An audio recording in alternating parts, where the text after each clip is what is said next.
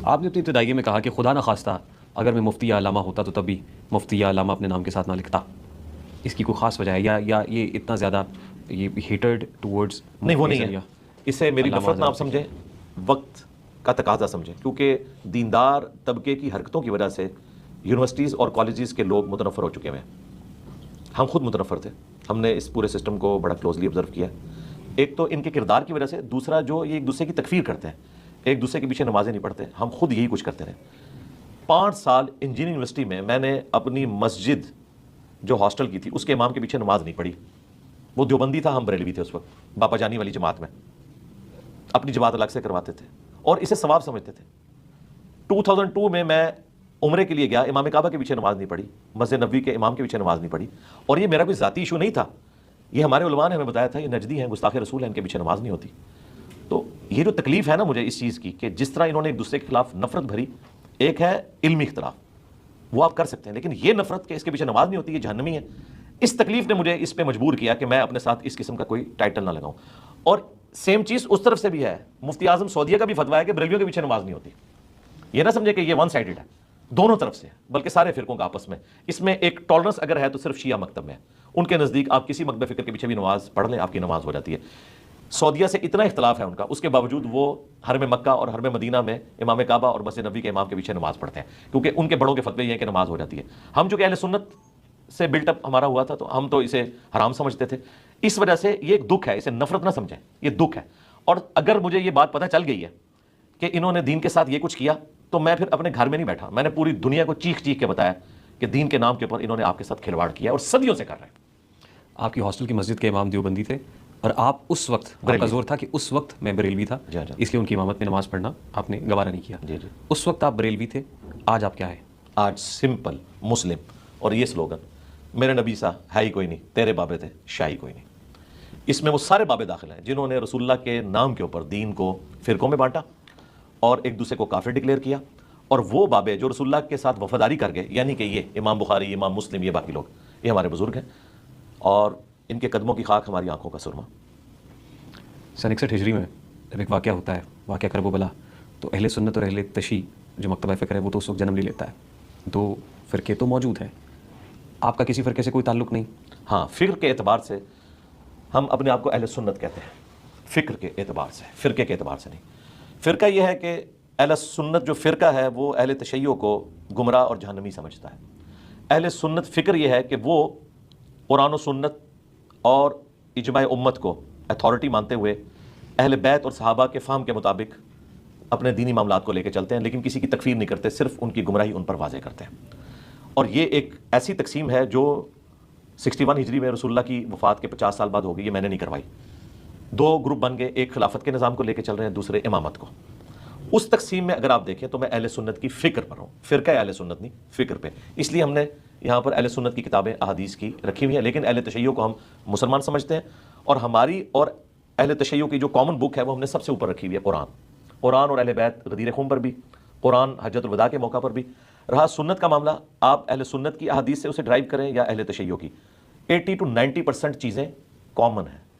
Doctor Aamir Liaquat रहिमहुल्लाह ताला, मैं उन्हें पायनियर समझता हूँ इस मॉडर्न एज में कि उन्होंने मीडिया के ज़रिए जो दीन की डिस्कशन है अपोजिट फ़िरकों की, उसको एक टेबल पे करवाया। ये उनका क्रेडिट है, अपनी तमाम कमज़ोरियों के बावजूद। उससे पहले लोग आमने सामने नहीं बैठते थे। जब हम लोग कॉलेज यूनिवर्सिटी में पढ़ते थे, हम कभी भी किसी दूसरे फ़िरके के आलिम को सुनने के लिए नहीं जाते थे। अब तो सोशल मीडिया ना, वो वीडियो खुद ब खुद हमारे मोबाइल में पहुँच जाती है, उस ज़माने में ऐसा नहीं होता था। तो आलिम ऑनलाइन जो जियो पे लगता था, वो एक समझ लें पहला माइलस्टोन था जो अचीव हुआ। और उसके बाद ये सारे सिलसिले शुरू हुए। उसमें नेगेटिव चीज़ें भी चंद चीज़ें आई कि एक फ़िरके को ऊपर करके बाकियों को नीचा करने की कोशिश की गई, लेकिन ओवरऑल उसका फ़ायदा ये हुआ है कि सुन्नी शिया की जब आप गुफ्तगू सुने मुख्तलिफ मसाइल पे, सैकड़ों उसके प्रोग्राम है, आपको 90% मसाइल एक जैसे नजर आएंगे। लोगों ने सोचना शुरू किया, यार हम तो समझते थे कि शिया जो है ये किसी और दीन के मानने वाले हैं, और शिया ने समझा कि अहले सुन्नत जो है वो अहले बैत को नहीं मानते। तो वहाँ पर तो आपको कॉमन चीज़ें नजर आती हैं। जब आप एक मकतबा फ़िक्र को फॉलो करते हैं तो नेचुरली आप उस पर कारबंद होते हैं, आप उसको दुरुस्त समझते हैं। जब आप उसको दुरुस्त समझते हैं तो दूसरे में आपको कुछ कजियाँ, कोताहियाँ, कमियाँ दिखाई देती हैं। ये नेचुरल है, नेचुरल। तो जब आप एक पे कायम होते हैं तो दूसरे को ऑब्वियसली आप समझेंगे कि इसमें कमी है, कोताही है, तो मैं इस अपने मकतबे फ़िक्र को फॉलो कर रहा हूँ। जी जी, ऐसे ही अपने इस कॉन्सेप्ट पे हूँ, ऐसे तो इसमें क्या प्रॉब्लम है? अगर कुछ मकातबे फ़िक्र आप ये समझते हैं कि हमारा जो फ़िरका है वो ठीक है और दूसरा गलत कर रहा है, तो ये नेचुरल है। तो आप ये क्यों करते हैं सर? मुझे इनसे इख्तलाफ ये है कि ये काफिर कहते हैं और कहते हैं ये जहन्नमी है, इस्लाम से निकल चुके हैं, इनके पीछे नमाज पढ़ना हराम, इन्हें चंदा देना हराम, इनकी मस्जिद में जाएं तो मस्जिद वाले धोएंगे मस्जिद को। रफुल यदैन करने वाला अगर किसी बरेलवी की मस्जिद में चला जाए, आज भी इंडिया में ऐसी मसाजिद है, पाकिस्तान में तो गांव एरिया में बहुत ज़्यादा थी, अब थोड़ी सी टॉलरेंस आई है, और किताबों में तो इन लोगों ने लिखा हुआ है कि एक दूसरे की मसाजिद को इन्होंने कहा है कि इबादत गाहें हैं, ये मसाजिद नहीं है। ये इख्तलाफ है। अगर ये इल्मी इख्तलाफ रखते ना और कहते कि इनका मौक़िफ़ इनके नज़दीक ज़्यादा बेहतर है, हमारे नज़दीक ये मौक़िफ़ बेहतर है, लेकिन हम एक दूसरे के पीछे नमाज पढ़ेंगे, निकाह तलाक के मामलात भी हमारे आपस में चलेंगे, खुशी गमी पे भी मिलेंगे, एक दूसरे को काफिर नहीं समझेंगे, को एग्जिस्ट करेंगे, जिस तरह के हमारे पॉलिटिशियंस करते हैं। शादी ब्याह के मौका पे आपको पीटीआई, नून लीग, जमात इस्लामी, सारे सियासतदान एक जगह हंसते मुस्कुराते हुए नजर आएंगे, तकरीरें एक दूसरे के खिलाफ करेंगे, लेकिन जब उनकी खुशी गमी होती है तो सारे एक जगह पे जमा हो जाते हैं। लेकिन फिरकों वाले ऐसा नहीं करते, ये रमज़ान नशरियात में जमा होते हैं और रियल टाइम हमारे पास इंफॉर्मेशन है उन एंकर्स की तरफ से कि जैसे ही नमाज मगरिब का टाइम आता है, नमाज अपनी अपनी पढ़ते हैं। KFC और मैकडोनल्ड से मंगवाया हुआ खाना एक जगह पे बैठ के खाते हैं, नमाज नहीं एक जगह बैठ के पढ़ते हैं। और अगर पढ़ लें तो उनके साथ वाले दूसरे बड़े उलमा कहते हैं कि आपने उनके पीछे नमाज पढ़ ली, आप अपना निकाह दोबारा करें। पिछले दिनों मुफ्ती मुनीवर रहमान साहब, उनके खिलाफ कितनी कंपेन चली है कि आपने एक देवबंदी फिरके के इमाम के पीछे नमाज पढ़ी है, तजदीद निकाह भी करें, तजदीद ईमान भी करें। अगर मुफ्ती मुनीब जैसे मॉडरेट बंदे के बारे में उसके मानने वाले जो इस वक्त मुफ्ती आजम है बरेलवियों का, उनके अपने उलमा कह रहे हैं कि आपका निकाह टूट गया, तो मुझे आपको किसने एक्सेप्टेंस देनी है? ये नफरतें हमें। अली भाई, आपकी इमामत में नमाज मगरिब अदा की तो आपने हाथ बांधे हुए थे, नमाज इशा अदा की तो हाथ छोड़ के। जी अल्हम्दुलिल्लाह। आप इमामत कर रहे थे, क्या बताना चाहते हैं? प्रैक्टिकली ये मैंने आपको नहीं बताया, मेरी रोज़ाना की रूटीन है। मैं फजर की नमाज हाथ छोड़ के पढ़ता हूँ, साल से। जोहर की नमाज हाथ बांध के, असर की फिर हाथ छोड़ के, मगरिब की बांध के और इशा की हाथ छोड़ के। मैं दोनों सुन्नतों पर अमल करता हूँ। नबी सल्लल्लाहु अलैहि वसल्लम से हाथ बांध के नमाज पढ़ना भी साबित है, हाथ छोड़ कर भी। अहले सुन्नत के यहाँ, अहले तशय्यो तो सिर्फ एक तरीके पे एम्फेसाइज करते हैं हाथ छोड़ने पर, अगरचे जो उनके मॉडरेट उलमा हैं वो कहते हैं कि हाथ बांधने भी जायज़ है, और पुराने उलमा ने फतवे दिए कि हाथ बांधने से नमाज फासिद हो जाती है। लेकिन इस वक्त जो खामनाई साहब हैं, मुफ्ती आज़म ईरान, उनका बाकायदा रिटर्न में फतवा है कि अगर सऊदी हुकूमत अहले तशय्यो को यह पाबंद करे कि आप हाथ बांध के नमाज पढ़ें, तो हमारे शिया वहाँ हाथ बांध के इमाम काबा के पीछे नमाज पढ़ें, अलग से नमाज ना पढ़ें, उम्मत की जमीयत को ना तोड़ें। तो अब वो भी ये मानते हैं कि हाथ बांध कर नमाज पढ़ने से नमाज फासिद नहीं होगी। तो मैं प्रैक्टिकली इस पर अमल करता हूँ ताकि मेरे दिल में कोई नफरत, सुन्नी शिया तफरीक वाली ना आए। मैं रफुल यदैन करता हूँ अल्हम्दुलिल्लाह, रुकू में जाते वक्त, रुकू से उठते वक्त। अहले तशय्यो भी करते हैं, वहाँ पे भी हम दो तरीके मानते हैं, कानों तक हाथ उठाना और कंधों तक हाथ उठाना। कंधों तक का जिक्र बुखारी में है, कानों का सही मुस्लिम में। हम दोनों तरीकों को दुरुस्त समझते हैं। हाँ, रफुल यदैन के बगैर नमाज पढ़ने को मैं खिलाफ सुन्नत समझता हूँ। नबी इस्लाम से एक रकत भी रफुल यदैन के बगैर साबित नहीं है। शिया और सुन्नी दोनों की बुक्स इस पे यूनानिमसली एग्रीड है कि रफुल यदैन करना नबी इस्लाम की एक मुतवातिर और दायमी सुन्नत है, रुकू में जाते वक्त और रुकू से उठते वक्त। मोहम्मद अली मिर्ज़ा साहब, मेरी कोई बात नागवार गुजरे तो पेश की माजरत, क्योंकि मैं आपके सामने एज ए जर्नलिस्ट बैठा हूँ और मेरा मकसद यह है कि मैं कोई क्रॉस एग्जामिनेशन कर लूँ, बहुत सारे सवाल। जी, मैं उसको एंजॉय करूँगा, बशर्ते कि आप मेरी बात मुकम्मल सुन लें, फिर मुझे कोई इतराज़ नहीं होता, जो मर्जी बात करें। उम्मीद करता हूँ कि अभी तक आप। हाँ नहीं, मैं अभी तक सेटिस्फाई हूँ। अली भाई, खुद को अल्लामा कहलवाने के लिए या आलिम अपने नाम के साथ लिखने के लिए आपको गालिबन दरस निज़ामी का कोर्स करना पड़ता है 4 साल का। उसके बाद मुफ्ती होने के लिए फर्दर एक स्पेशलाइजेशन है कि आप फतवा जारी कर सकें, तो सनद आ जाती है, दारुल इफ्ता और दीगर। आपके पास जो इल्म है उसकी असास क्या है? पहली बात है कि हम कोई फतवा नवीसी का काम करते ही नहीं यहाँ पे, और जो फतवे दे रहे हैं उनमें से भी कोई मुफ्ती नहीं है, सब के सब नक़ाल हैं। आप बड़े से बड़े मुफ्तियों से कुरान और सुन्नत का फतवा लें तो वो उसमें लिखेंगे फ़लाँ फ़िक़्ह की किताब में फ़लाँ बुज़ुर्ग ये लेके, बुखारी मुस्लिम कुरान के हवाले नहीं देते। हम यहाँ पर कोई फतवा नहीं देते, हम दीन को पहुँचाते हैं जिस तरह के तबलीगी जमात अपनी ऑडियंस में बात को पहुँचा रही है। तबलीगी जमात इस वक्त दुनिया की सबसे बड़ी जमात है किसी भी रीजन के पॉइंट ऑफ व्यू से। मोर देन 170 कंट्रीज़ में उनके मराकज़ कायम हैं और 1 लाख से ज़्यादा बंदा हर वक्त उनका जमात में निकला होता है। उलमा की सरपरस्ती में चल रही है, लेकिन दावत देने वाले अवाम उन्नास हैं। आप तबलीगी जमात के साथ अटैच हों तो आपको वो बताएंगे, मैं उनके साथ भी रहूं, मैं उनको इसलिए कोट कर रहा हूं कि हमें कोई सिंगल आउट ना करे, हमसे पहले ये काम हो रहा है, तो वो आपको बताएंगे कि नबियों वाला काम इस उम्मत को ट्रांसफर हुआ है। कुंतुम खैरा उम्मतिन उखरिजत लिन्नास तअमुरूना बिल मारूफ व तनहौना अनिल मुनकर व तुमिनूना बिल्लाह। तुम बेहतरीन उम्मत हो जो लोगों के नफ़े के लिए निकाले गए, लोगों को नेकी की तरफ बुलाते हो, बुराई से रोकते हो और अल्लाह पर ईमान रखते हो। ईमान तीसरे नंबर पर जिक्र हुआ, पहले जिक्र हुआ कि तुम बेहतरीन उम्मत हो जो नेकी की तरफ बुलाते हो और बुराई से रोकते हो। इसी बुनियाद के ऊपर तबलीगी जमात वर्किंग कर रही है कि पूरी उम्मत का काम है, ये उलमा का काम नहीं है। डॉक्टर्स और इंजीनियर्स और प्रोफेसर्स और मुफ्तियों की मिसाल यहां पर इसलिए फिट नहीं होती कि ये पूरी उम्मत ने काम करना है। और कितना काम करना है? सही बुखारी में हदीस है, बल्लिगु अन्नी वलौ आया, पहुंचा दो मेरी तरफ से, हाँ एक आयत ही आती हो। जिसके पास एक आयत है ना, उसके पास रसूलुल्लाह की डिग्री है, देवबंद बरेलवी की नहीं, रसूलुल्लाह की डिग्री सल्लल्लाहु अलैहि वसल्लम। और ये हदीस भी बुखारी में है। इसको मैं मजीद एलबोरेट करता हूं। सूरत अल-बकरा की आयत नंबर 279 में लिखा है कि जो सूद खाते हैं, अल्लाह और उसके रसूल का ऐलान जंग है उनके खिलाफ। अब ये आयत कन्वे करने के लिए किसी भी इंसान को डिग्री की जरूरत नहीं है, वो रेफरेंस कोट करेगा। एक प्राइमरी स्कूल का बच्चा मुझे आके कहता है मेरे पास डिग्री तो नहीं है, लेकिन कुरान पाक में ये लिखा हुआ है कि सूद खाने वाला अल्लाह और उसके रसूल से जंग लड़ रहा है, तो मैं उसकी बात को एक्सेप्ट करूं। Sir really sorry to cut you here, पूरी उम्मत मुफ्ती नहीं हो सकती, नहीं होगी, पूरी उम्मत आलिम नहीं हो सकती, बिल्कुल नहीं होगी। चंद उलमा होते हैं, चंद मुफ्तियान कराम होते हैं। और अल्लाह के नबी सल्लल्लाहु अलैहि वसल्लम ने कहा है कि ये अल्टीमेटली दीन के वारिस हैं, अल्लाह के नबी के बाद बेशक कोई ये वारिस है। जी जी। तो फिर आप इन पे तनकीद क्यों करते हैं? तनकीद उनके ऊपर नहीं, उनके अमाल के ऊपर, उनके किरदार के ऊपर, उनके अफकार के ऊपर। आपके पास क्या सनद है कि आप इन पे तनकीद करें? मेरे पास सनद यह है कि एक आम बरेलवी देवबंद के उलमा को गुमराह समझता है और एक आम देवबंदी बरेलवियों के उलमा को गलत समझता है। ये ऑलरेडी उम्मत में प्रैक्टिकली चीज चल रही है, एक दूसरे को ये समझते हैं। वो आम लोग समझते हैं जी जी, नहीं उलमा तो बिल्कुल किसी खाते में नहीं मानते ना। वो जो आम लोग समझ रहे हैं वो किसके कहने पे समझ रहे हैं? अपने उलमा के कहने पे। यानी अगर आप किसी बरेलवी को ये कायल करें कि क्या वो मौलाना तारिक जमील साहब को आलिम दीन और सही रास्ते पे मानता है, कभी नहीं मानेगा। इसी तरीके से अगर किसी देवबंदी को कायल करें कि डॉक्टर तैयब कादरी साहब राह हक पे हैं, तो नहीं मानेगा। आप पूछेंगे क्यों? वो कहेंगे नहीं हमारे उलमा ये कहते हैं। तो उलमा का स्टेटस ये है कि एक फिरके के उलमा ने अपनी पब्लिक को दूसरे के खिलाफ भड़काया हुआ है, उनके उलमा ने अपनी पब्लिक को इनके खिलाफ भड़काया हुआ है। तो हमारे पास अब टच स्टोन कौन सा है परखने का?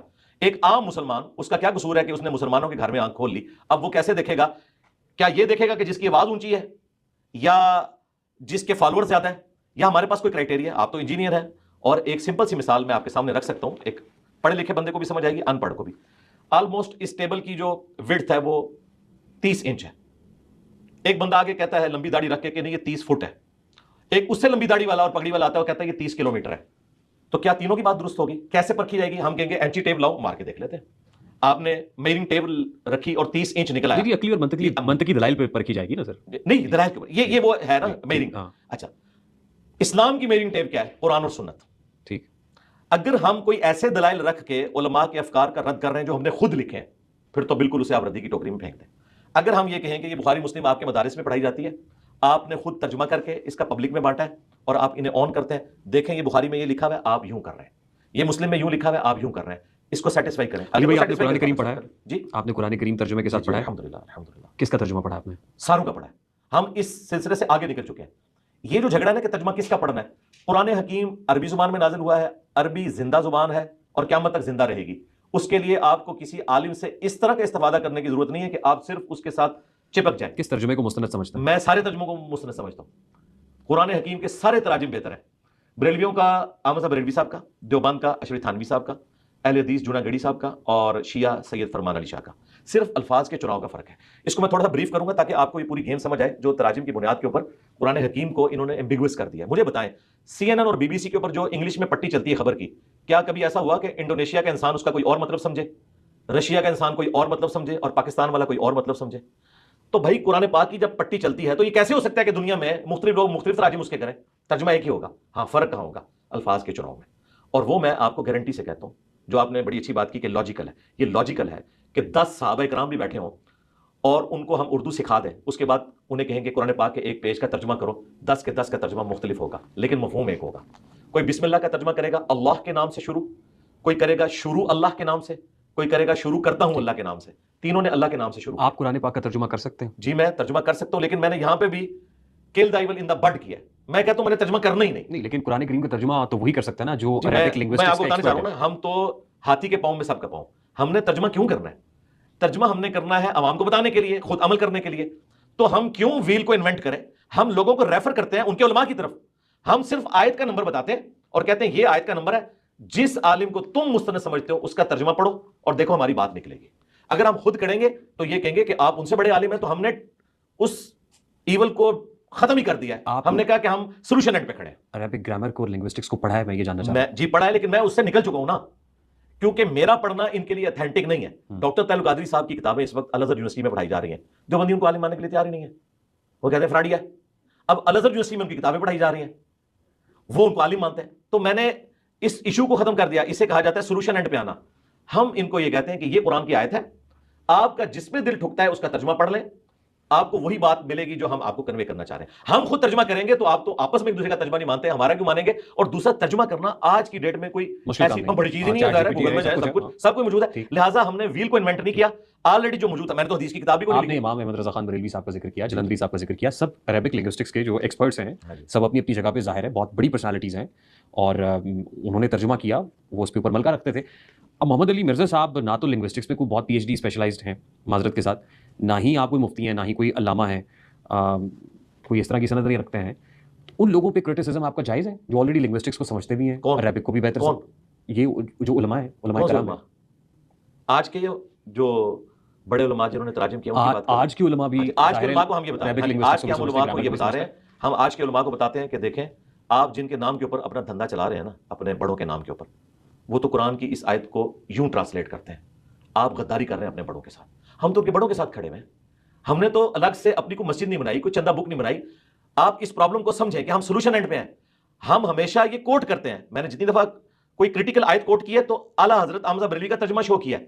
मैं तो सोल्यूशन एंड पे खड़ा हूं ना, मैं तो ये कहते ही नहीं हूं कि मैंने तर्जुमा करना है, मैं ये कहता हूं जिसको आप मानते हैं। अब अगर आज के उलमा अपने बड़ों के बागी हो गए तो मेरे बागी नहीं हुए, उनको मैं बता रहा हूं कि देखें, अहमद बरेलवी साहब ने यह तर्जुमा किया था, आप उनके बागी हो चुके हैं।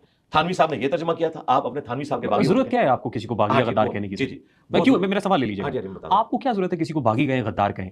फिरके लेजिटिमेट हैं, फिरके बनने हैं, 72 फिरके नहीं बनेंगे? जी बनेंगे ना सर, तो आप 7200 फिरके क्यों बनाते हैं? नहीं, हमने तो बनाया ही नहीं ना। देखिए, मेरा सवाल बड़ा सादा सा है सर।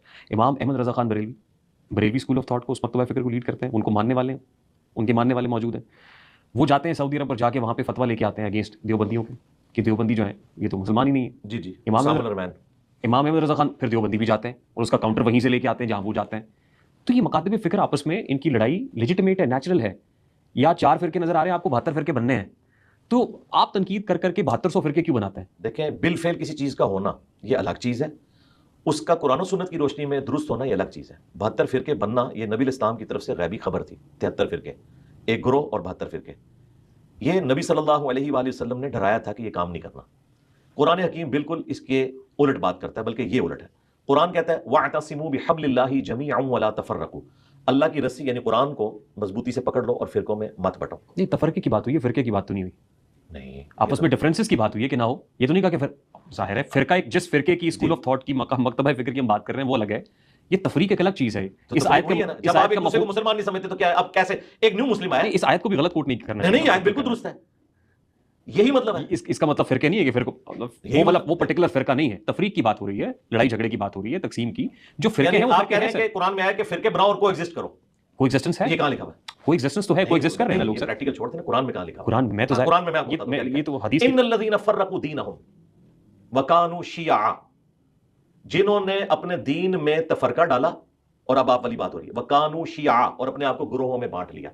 लीजिए, आपका मैंने मकसद भी पूरा कर दिया। आपने कहा सिर्फ तफरके की बात ना करें, उसको तोड़कर अलग से ग्रुपिंग की भी बात करें। शिया कहते हैं ग्रुप को है। ये सूरत अल-नाम की आयत नंबर 159 है। इन्नल लज़ीना फर्रकू, बेशक जिन्होंने तफरका डाला और उसके बाद अपने आप को ग्रोहों में बांट दिया, लस्त मिनहुम फी शै, नबी आपका उनसे कोई ताल्लुक नहीं है, उनका मामला अल्लाह के सुपुर्द। फिर अल्लाह ताला उनको बता देगा क़यामत वाले दिन जो वो करतूत किया करते थे। नबी इस्लाम ने तो ये भी बताया कि कुर्बे क़यामत में औरतें ऐसा लिबास पहनेंगी गोया कि वो नंगी नजर आएंगी, चुस्त होगा या बारीक होगा। सही मुस्लिम में हदीस है। इसका कतई ये मकसद नहीं है कि हम औरतों को ये काम करवा सकते हैं, ये गैबी खबर थी, एक बुराई का जिक्र। इसी तरीके से फिरकों में बंटना, इसको नबी इस्लाम ने बुराई के तौर पर जिक्र किया है कि तुमने सिस्टम का हिस्सा नहीं बनना। उम्मत का एक ग्रोह क़यामत तक हक पर कायम रहेगा, एक ग्रोह। वो ग्रोह कौन सा होगा? जो नबी इस्लाम के जमाने में था। अगर नबी इस्लाम के जमाने में साहबा और अहले बैत बरेलवी थे तो बरेलवी बन जाए, ये तो बड़ा प्रॉब्लम नहीं है ना मोहम्मद अली मिर्ज़ा साहब। अगर आप देवबंदी थे तो देवबंदी बन जाए। देखिए, बात ये है कि 80% तो आपको भी हनफी नजर आते हैं। इमाम अबू हनीफा के मानने वाले 80% है। किधर 80%? 80 आपके मुल्क में कहाँ है 80% है हनफी? सऊदी अरब में कौन है सर? अब इमाम हनीफा के मानने वाले रहे नहीं है ना। हनफी बरेलवी और हनफी देवबंदी दो हो चुके हैं, और दोनों एक दूसरे को काफिर समझते हैं, और दोनों एक दूसरे को नाजायज औलाद इमाम हनीफा की समझते हैं। तो हनफी तो 80% रहे नहीं हो, दो टुकड़े हो चुके हैं। आप ये कहें कि हनफी पहले भी 70, ओरिजिन तो इमाम अबू हनीफा की, ओरिजिन तो हमारा रसूलुल्लाह है, इमाम हनीफा नहीं है। लेकिन मैं इस फिरके की बात इधर आ जाए ना, ये भी इनकी मिथ है। हम 80% है, ये ऑलमोस्ट 70% है, और उसमें से भी 40% एक है और 30% दूसरे हैं। ये 70% रहे ही नहीं है। आप मेरा ख्याल है पार्टीशन से पहले की बात कर रहे हैं। ठीक है, हम भी इंडियन थे, आज हम पाकिस्तानी हैं। और अगर आप कहें उस एतबार से इंडियन, कि हम इस पूरे रीजन के रहने वाले हैं, तो अब वो तफरीक खत्म हो चुकी हुई है कि हम इंडियन अपने आप को प्रेजेंट करें। हम पाकिस्तानी हैं और वो है भारतीय इंडियन। इसी तरीके से ठीक है, ये कभी कोई बात थी कि हनफी होते थे 70%, अल्लाह तआला ने उनकी कमर तोड़ दी और उनका जो हुरूर था तादाद में ज्यादा होने का, ऐसा तोड़ा कि पहले तो 400 साल तक जो उनकी हुकूमत थी सल्तनत उस्मानिया की, तलवार की जोर के ऊपर 1517 से 1917 तक, वर्ल्ड वार 1 के बाद उसको उल्टवाया अल्लाह ताला ने। उसमें से खैर ये निकला, जहां कहीं कमजोरियां भी आई वर्ल्ड वार 1 की, ये खैर निकला। 400 साल तक इन्होंने काबे में 4 मुसल्ले डाले, हनफी, शाफी, मालिकी, हम्बली, उनकी पिक्चर्स वीडियोस मौजूद है।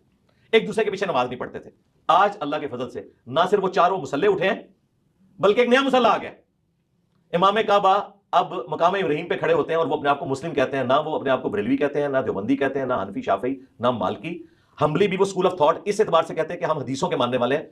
मुफ्ती आजम सऊदिया 1999 में फौत हुए हैं, अब्दुल अजीज बिन बास, जो ऑलमोस्ट 60 साल तक मुफ्ती आजम रहे सऊदी अरब के बनने से लेकर 99 तक। उनसे पूछा कि आप हम्बली हैं? उन्होंने कहा नहीं, हम किताब सुन्नत के मानने वाले हैं, हम मुस्लिम अपने आप को कहते हैं, हम किसी इमाम के साथ अपने आप को मंसूब नहीं करते, रसूलुल्लाह ही हमारे इमाम है। नहीं, कोई गलत बात है किसी इमाम से मंसूब करना? गलत बात है क्या? जी, मैं आपको ये बता रहा हूं कि सऊदी अरब में अल्लाह ताला ने वो सारे का सारा जो अक्सरियत और सारा ख्वाब, वो सारा जोम सल्तनत उस्मानिया का, वो सब मलिया मेट हो चुका है। आज हम जिस एरा में बैठे हैं, दुनिया चेंज हो चुकी। यही इस बात का सबूत है कि अल्लाह ताला ने इनसे अपना हाथ उठा लिया। ये फख्र करते थे कि इनसे 4 फिरके जिन्होंने बनाए थे, हनफी, शाफी, मालिकी, हम्बली, और काबा शरीफ को उन्होंने तोड़ दिया था। चारों इमामों की बात कर रहे हैं? नहीं, इमामों की नहीं, उनके नाम पे। हम जब क्रिश्चियनिटी को क्रिटिसाइज करते हैं तो जीसस क्राइस्ट को नहीं कर रहे, क्रिश्चियनिटी को कर रहे हैं। इन इमामों को मानना गलत है? इमामों को मानना तो दीन है, इमामों की मानना असल बात है। इमामों ने कहा कि आप भी कुरान और सुन्नत को फॉलो करो, हमारे फतवों को ना देखो, बल्कि देखो जो किताब और सुन्नत में आई है बात, उसको फॉलो करो। ठीक, इमामों ने ये कहा। तो हम तो इमामों को मानते हैं, बल्कि इमामों की भी मानते हैं। क्या इमाम शाफी, आम हम्बल, इमाम मालिक, इमाम हनीफा कब्र से निकले और वो देखें कि 400 साल तक इन्होंने हमारे नाम पे काबे में 4 इमाम काबा बैक वक्त खड़े किए? बाकी नमाजों में तो ये काम चला लेते थे, मगरिब सारों की इकट्ठी होती थी, नमाजों में एम्बिगुइटी का शिकार हो जाते थे। एक इमाम जो है वो सजदे में जा रहा है, दूसरा जो है वो खड़ा हो रहा है, एक ही बात दूसरे कान में पड़ती थी, नमाजें इनकी डिस्टर्ब हो जाती थी। और ये अल्लाह ताला ने पिछली सदी में मामला खत्म किया 1926 में। इससे पहले तो हालात ही कोई नहीं थे। आज एक गोरा मुसलमान होकर सऊदी अरब जाए और वहां काबे को, जो मुसलमानों की यूनिटी की लामत है, हमारा फखर है ना कि हम दुनिया में एक तरफ मुंह करके नमाज पढ़ते हैं, और उसका एंड रिजल्ट ये निकले कि जहां मुंह करके नमाज पढ़ते हैं उधर ही 4 इमाम खड़े हुए हैं, तो उसमें तो ओस पड़ जाएगी कि भाई ये तो दीन एक है ही नहीं है, 4 टुकड़ों में बटा हुआ है। तो अल्लाह का शुक्र है ये 400 साल तक भी रहा। उस वक्त कोई रेहान भाई उस वक्त किसी इंजीनियर मोहम्मद मिर्जा से पूछे तो ये कहेंगे देखिए अल्लाह की मर्जी से हो रहा है, ये चारों इमाम जो है देखें अल्लाह ने बहारें की हुई है। लाख समझाएंगे आपने तफरका किया हुआ है। अगर ये तफरका ना होता तो यूं करते कि 4 मुसल्ले डाल लेते, फजर की नमाज सारे हनफियों के पीछे पढ़ते, जोहर की मालिकिया के पीछे पढ़ते, असर की पढ़ते हनाबला के पीछे, और शवाफे के पीछे पढ़ लेते। मगरिब की तो मैं मानता है चारों के साथ को एग्जिस्ट कर रहे हैं, लेकिन ये पैरेलल में लादा नमाजें एक दूसरे के पीछे नहीं पढ़ते थे। आला हजरत के खलीफा ने बाहर शरीयत लिखी है ऑलमोस्ट कोई 25-30 साल में, फिका हनफी का इंसाइक्लोपीडिया उसे कहते हैं। उसमें आप हज वाला चैप्टर निकालें, पाकिस्तान बनने से पहले उन्होंने ये किताब लिखी थी, उसमें आज तक प्रिंट हो रहा है। इलियास कादरी साहब बाबा जानी दावत इस्लामी वाले प्रिंट कर रहे हैं। खाना काबा शरीफ का नक्शा बना हुआ है और 4 मुसल्ले डले हुए हैं और लिखा हुआ है कि आपने हनफी मुसल्ले पे जाकर नमाज पढ़नी है। हुजूर, एट द सेम टाइम सभी को मानना, इज इट पॉसिबल? नहीं, हम कह रहे हैं कि सभी को नहीं मानना चाहिए, सिर्फ रसूलुल्लाह को मानना चाहिए। और फिर आप कह रहे हैं कि इमामों की भी माननी चाहिए? इमामों की माननी चाहिए। इमामों की ये बात माननी चाहिए कि उन्होंने ये कहा कि हमारे फतवों को कुरान और सुन्नत में पेश करो, जो रसूलुल्लाह के मुताबिक हो ले लो, जो उसके खिलाफ हो छोड़ दो। But I am sorry, I am getting confused sir. नहीं, आप कंफ्यूज कर बात नहीं है। आप समझ सकते क्या आप, मैं या दुनिया का कोई भी मुसलमान ये जुर्रत कर सकता है कि रसूलुल्लाह की हदीस के होते हुए वो अपना फतवा लिख दे? इवन उलमाए कराम, हुजूर सल्लल्लाहु अलैहि वसल्लम ने कहा कि वारिसीन है। जी, वारिस है। कौन वारिस हैं? किस फिरके के? हनफी, शाफी, मालिकी, हम्बली। मैं एक न्यू मुस्लिम हूं और 1824 में मैं हज करने गया हूं और मुझे 4 इमाम वहां पे नजर आए हैं और वहां पे रेहान भाई बैठे हैं। मैं उससे पूछ रहा हूं कि इन चारों में से कौन सा रसूलुल्लाह के दीन पे? आज आपके पास कुरान करीम की किताबें ला रहे हैं। आज तो कुरान पाक है और आज इंजीनियर साहब हैं जो कुरान पाक की दावत को लेकर चल रहे हैं। मैं बात कर रहा हूं 1824 की। ये इंजीनियर साहब इमामों के, उलमाए कराम के, उलमाए दीन के बगैर इंजीनियर मोहम्मद अली मिर्जा बन सकता था? नहीं, हम तो उनकी लेगेसी को आगे लेके चल रहे हैं। मैं आपसे जो सवाल पूछ रहा हूं एक काउंटर क्वेश्चन समझाने के लिए कि 1824 में मैं वहां जाऊं और यहां सब 4 मुसल्ले मुझे नजर आए और एक न्यू मुस्लिम की हैसियत से मैं आपसे पूछूं कि मुझे बताओ इस्लाम कौन सा है? आप ये कहेंगे चारों इस्लाम है। तो मैं कहूंगा भाई आपने इंजीनियरिंग की डिग्री कहां से की? कि एक बंदा ये कह रहा है कि ये माइक है, दूसरा कह रहा है कि ये जनाब गाड़ी है, तीसरा कह रहा है नहीं ये मोटर बाइक है, आप देखें ये उसकी टांग भी नजर आ रही है, और आपके चारों भाई एक वक्त दुरुस्त है। नहीं, एक ही दुरुस्त है जिसकी कब्र मदीने में सल्लल्लाहु अलैहि वसल्लम। उनके बाद लोगों की राय हो सकती है, राय कुरान और सुन्नत के मुताबिक होगी तो हम लेंगे, अगर राय कुरान और सुन्नत के मुताबिक नहीं होगी, एहतराम अपनी जगह हम कहेंगे उन तक हदीसें नहीं पहुंची, कई इमामों तक हदीसें नहीं पहुंची, कई सहाबा हैं जिनको अपनी जिंदगी में कई अहादीस नहीं पता चली। बुखारी मुस्लिम में हदीस है, हजरत अबू हुरैरा नबी इस्लाम की वफात के 30 साल बाद तक ये फतवा देते थे कि जुनबी शख्स रोजा नहीं रख सकता। 30 साल। कौन शख्स फतवा दे रहा है जिसके पास सबसे ज्यादा हदीसें हैं? हत्ता के जब सैयदा आयशा तक बात पहुंची तो उन्होंने कहा कि अल्लाह ताला अबू हुरैरा पे रहम करे। नबी इस्लाम तो अपनी बीवियों से सोबत करते थे, जुनबी होते थे, और सहरी करने के बाद जब फजर की अजानें हो जाती थी, तुलुए फजर, फिर गुस्ल उतारते थे। तो अबू हुरैरा किस तरह कह रहे हैं कि जुनबी रोजा नहीं रख सकता।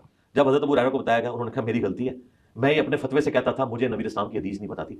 अगर इमाम अबू हुरैरा 30 साल तक डिसीव हो सकते हैं अपने फतवे से, तो बाकी इमाम शाही कोई नहीं। अल्टीमेटली हमारे पास सोर्सेज हैं क्या? कुरान और सुन्नत। वो कहां से आई, हम तक कैसे पहुंची? नहीं तो हम तक पहुंची जी गोरों के प्रिंटिंग प्रेस से। कुरान करीम हम तक कैसे पहुंचा है? गोरों के प्रिंटिंग प्रेस से।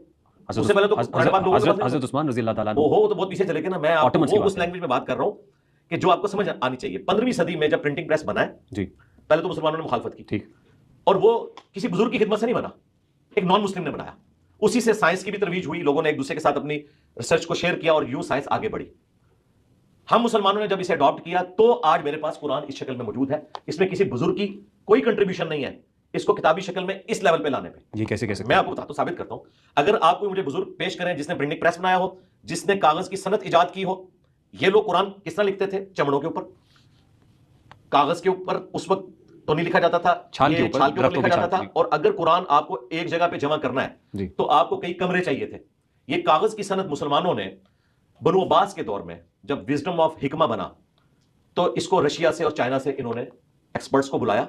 उनमें से कुछ लोग मुसलमान हुए, उन्होंने कागज की सनत दी। इसीलिए आपको हदीस की किताबें भी बाद में नजर आ रही हैं।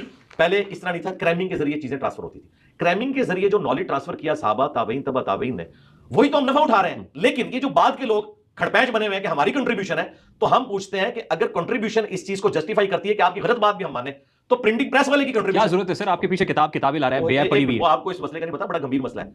ये लोग ये कहते हैं कि चूंकि हमारे बुजुर्गों ने आपके बाउजदाद को यहां कलमा पढ़ाया ना, ये चीज जस्टिफाई करती है कि हमारे बुजुर्ग, अगर आपको कहना कब्रों के आगे झुको तो आप झुक जाओ। तो हम बताते हैं कि किसी शख्स का कलमा पढ़ाना ये उसके खुद वलीउल्लाह होने की दलील नहीं है। वरना डॉक्टर जाकिर नाइक ने आज हजारों हिंदुओं को कलमा पढ़ाया है। बरेलवी देवबंदी तो उसे गुमराह समझते हैं। आपका इशारा किसकी तरफ है? ये पीछे शेर लिखा हुआ है, मेरे नबी सल्लल्लाहु अलैहि वसल्लम सा है ही कोई नहीं, तेरे बाबे ते शाही कोई नहीं। किसको कह रहे हैं आप? हर उस शख्स को जो रसूलुल्लाह के मुकाबले पे अपने बाबे को ले आए। मसलन मैं कहूं कि इय्याका नअबुदु व इय्याका नस्तईन, अल्लाह इबादत भी तेरी करेंगे, दुआ भी सिर्फ तुझी से करेंगे। और वो आगे से कहे कि सुन फरियाद पीरा दे पीरा, मेरी फरियाद सुनी कंधार के हूँ।